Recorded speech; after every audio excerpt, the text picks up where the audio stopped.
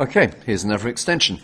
Now, as this cake is slowly eaten, it doesn't look slowly eaten, it looks the same.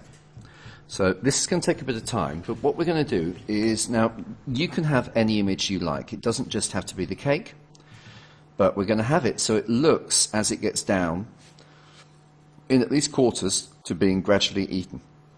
And the way we're going to do that is you're going to need to take that image, or whichever image you like, and you're going to have to modify it and turn it into a set of images.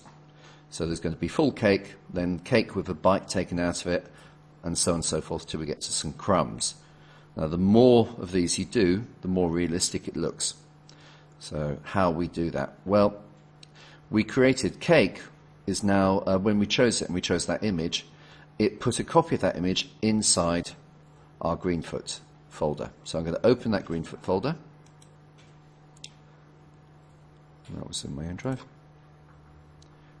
Greenfoot demo, inside Ant, images, and that's the muffin.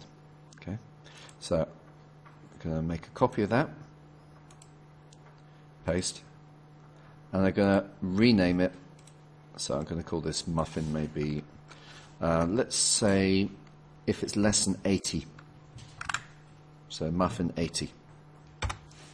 Once I've done that, I now need to edit the muffin, and you can edit with any package you like. In this case, it's just going to be paint, and I'm going to very, very carefully take a little bit of this muffin.